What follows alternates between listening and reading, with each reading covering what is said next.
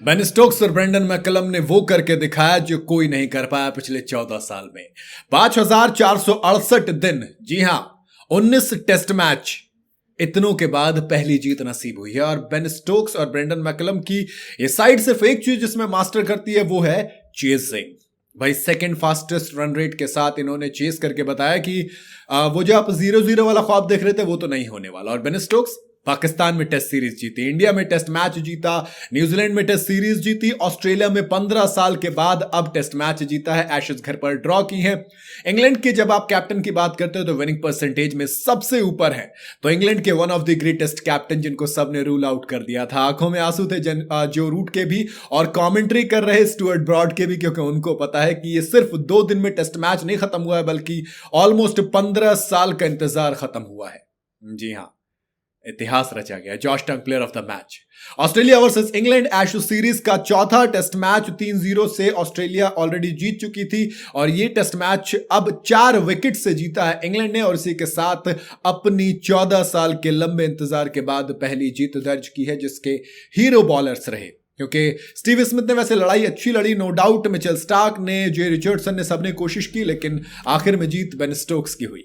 Melbourne cricket ground के pitch पर करीब 10 mm घास थी तेज वाली, जो कि बॉलर्स के लिए हेवन साबित हुई। टॉस जीतकर गेंदबाजी का फैसला किया, जो कि इंग्लैंड के लिए सही रहा। ऑस्ट्रेलिया की पहली पारी सिर्फ 152 रन पर सिमट गई, जहां पर माइकल नीसर ने सबसे ज्यादा 35 रन बनाए। उनके अलावा कोई भी बैटर 30 रन का आंकड़ा नहीं छू सका, तो ऐसा लगा कि धुआं उठ गया, क्योंकि जॉश टंग ने 5 खोला था, गस एकिंसन ने 2 विकेट चटकाए थे। जवाब में जब इंग्लैंड आती है तो मुझे लगा कि धुआं उठाएगी, लेकिन धुआं उठ गया, क्योंकि 110 पर ऑल आउट हो गए। यहां पर ब्रेन फेड मोमेंट था, मुझे लगा कई इंग्लैंड, मैंने तो वीडियो बना दी थी कि इंग्लैंड हारेगी, लेकिन 110 रन पर आउट होने के बाद 42 रन की जो बढ़त दी थी, ऐसा लगा कि कुछ बढ़िया होगा। क्योंकि ऑस्ट्रेलिया के लिए माइकल नीसर ने 4 विकेट चटकाए थे, स्कॉट बॉलैंड ने 3 विकेट, मिचेल स्टार्क के खाते में 2 विकेट आए। अब भैया ऑस्ट्रेलिया चौथी जीत की तरफ बढ़ रही थी, लेकिन मामला दूसरे दिन अलग निकला, क्योंकि पहली पारों की जो 42 रन की लीड थी, उसके बावजूद सिर्फ 34.3 ओवर में 132 रन बनाकर ऑल आउट हो गई। ट्रेविस हेड ने सबसे ज्यादा 46 रन बनाए और स्टीव स्मिथ एक एंड पर नॉट आउट खड़े रह गए।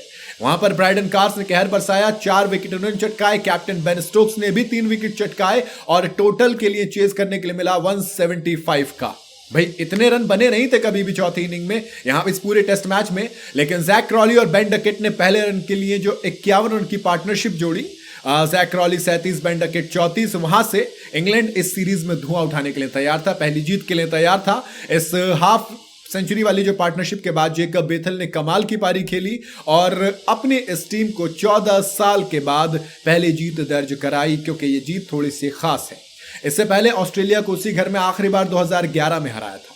इस सीरीज में जो रूट ने इतिहास रचा, क्योंकि सबसे तेज 3000 रन पूरे किए 3468 बॉल में, बेन डकेट ने 3474 बॉल में, Adam Gilchrist, David Warner, Rishabh Pant, Virender Sehwag, सबका रिकॉर्ड तोड़ा है। वहीं अगर ऑस्ट्रेलिया की बात की जाए बॉक्सिंग डे टेस्ट मैच में 2011 के बाद से, तो 15 टेस्ट मैच खेले, जिसमें से 10 जीते, सिर्फ 3 हारे हैं।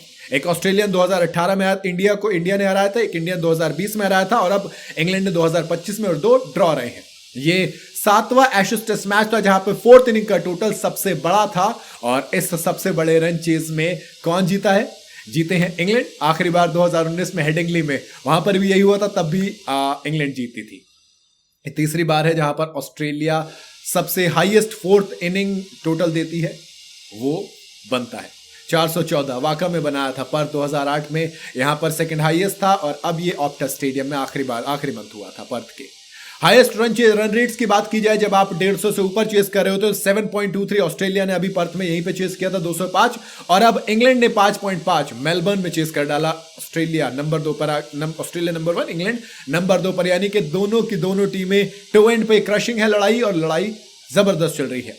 जब आप बात करते हैं एक टेस्ट मैच की जहां पर एक सिंगल भी 50 ना आई हो, लेकिन फिर भी 500 से ऊपर रन बने हो, तो 787 1981 में Australia versus England, India versus south Africa 652 2015 Nagpur 572 run बने थे अगेन मेलबर्न में। अब ये जो बने हैं 543 1887 बने थे, 516 2025 वेस्ट इंडीज वर्सेस इंडिया, तो ये रिकॉर्ड थे जो बने हैं। वहीं अगर शॉर्टेस्ट बॉल बाय बॉल की बात करें तो ओल्ड ट्रैफर्ड का टेस्ट मैच 1888 में 778 88 बॉलें डली थी, लॉर्ड्स में 792 1888 में, पर्थ में 1847 ऑस्ट्रेलिया जीती थी मेलबर्न में। अब यहां पर 852 बॉल के अंदर ये पूरा टेस्ट मैच सिमट गया जहां पर इंग्लैंड जीती है।